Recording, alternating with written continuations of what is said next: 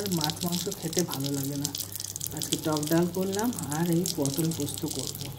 পটল পোস্তের রেসিপিটা হলো, পটল প্রথমে আমি ছালটা এমনিভাবে ছাড়িয়ে নিয়েছি, ছুলে নিয়েছি, তারপর একটু চিড়ে পটলটা প্রথমে ভেজে নেব। পটল পোস্ত প্রথমে পটলগুলো একটু চিড়ে ভেজে তুলে নিলাম। এবার ওই তেলে একটু কালো জিরে ফোড়ন দিয়ে দিলাম।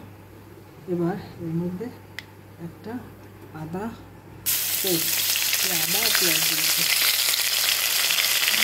পেস্ট দিয়ে দিলাম। পেস্ট দিয়ে মশলাটাকে জাস্ট একটু কষিয়ে নিতে হবে। পটলের তেলটা একটু কালোই হয় পটল থাকলে,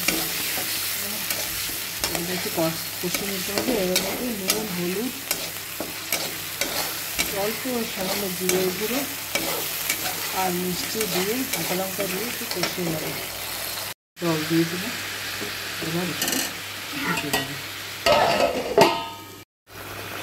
ফুটে উঠেছে জলটা, এবার পোস্তের কাঁটাটা দিয়ে দেবো। আগের থেকে পোস্ত কাঁটাটা বেঁচে রেখেছি, দিয়ে দেবো। দিয়ে একটুখানি আমি মিট মশলা দিই, অল্প মিট মশলা দিয়ে আরেকটু ঢেকে দেবো। আমার পটল পোস্ত হয়ে গেছে, এবার নামিয়ে নেব। পটল পোস্ত রেডি। দেখুন কি সুন্দর কালার এসছে, দারুণ কালার এসছে, খেতেও দারুণ হবে আশা করি। আপনার কেমন লাগলো কমেন্ট বক্সে জানাবেন, ভালো হলেও জানাবেন, খারাপ হলেও জানাবেন।